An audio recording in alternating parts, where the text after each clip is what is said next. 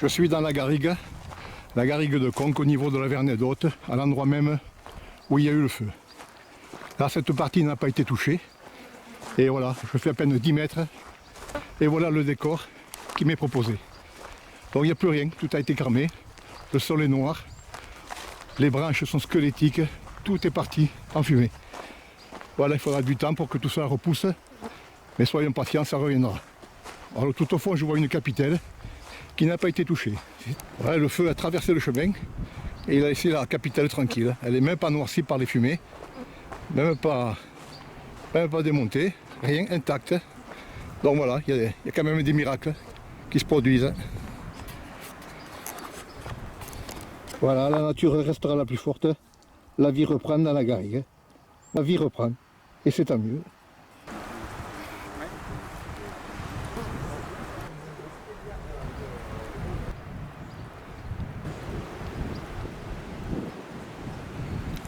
Le feu a tellement débroussaillé qu'il a mis à jour des murs d'époque. Hein. Voilà, un mur d'enceinte ou une draille puisqu'il y a des pierres des deux côtés.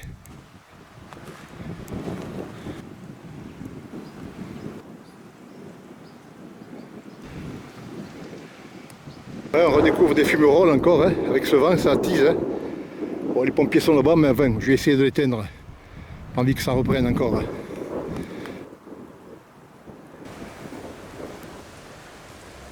Je ne sais pas si on peut dire grâce ou à cause du feu, on redécouvre un paysage qui était enseveli dans la végétation. Un paysage qui devait exister il y a à peu près 100 ans, puisqu'il y a beaucoup de murs en espalier, donc il devait y avoir de la culture dans le coin.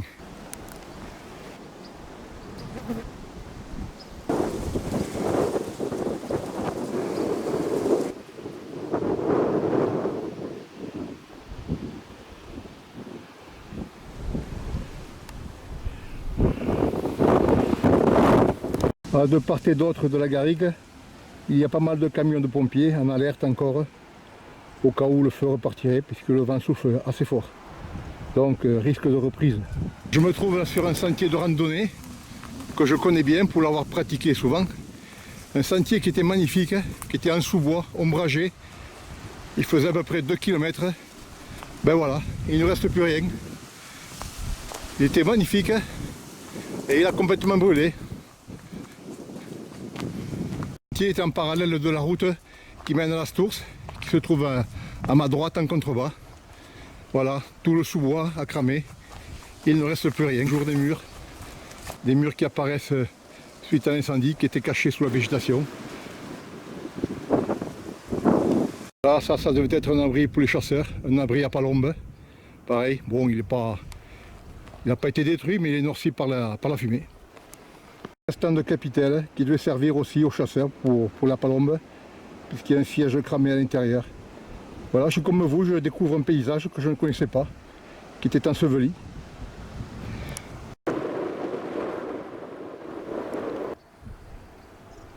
Encore une capitelle qui a été victime du feu. On voit le mur qui a été noirci. Alors je tiens à préciser que pendant le reportage, je vous parle beaucoup de pierres sèches et de capitelles. Mais ce ne sont pas les circuits officiels de Conques. Hein. Ce sont uniquement des capitelles isolées. On ne les voit pas parce qu'ils sont trop petits, mais j'entends des oiseaux. Donc voilà, malgré l'incendie, ben, la vie repart. Et c'est très bien ainsi.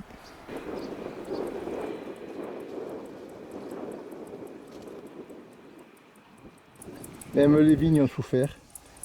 Allez. Les feuilles sont grillées, les raisins aussi. Hein. Voilà, la vendange est foutue.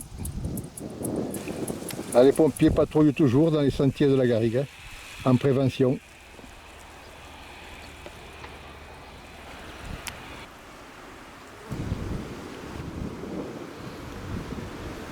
On trouve au niveau de la Sac, en contrebas, sur la route qui mène à la colline de Montredon. Voilà, il ne reste plus rien, toujours. Tout est brûlé. Voilà, paysage magnifique. Voilà, encore des fumerolles, hein. Et il y a des petites flammes. Hein. Comme quoi un feu n'est jamais terminé. Hein. Il peut reprendre d'un moment à l'autre, surtout qu'il y a pas mal de vent. Je suis au niveau des pylônes, au-dessus de la Sac. Et le feu s'arrête là. Donc il a dû démarrer d'ici, je pense.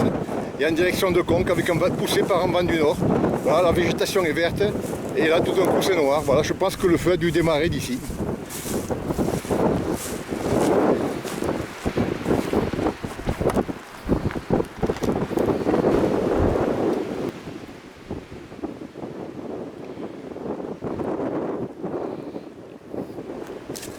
Le sol est recouvert de cendres qui au moindre vent s'envolent un peu comme de la neige.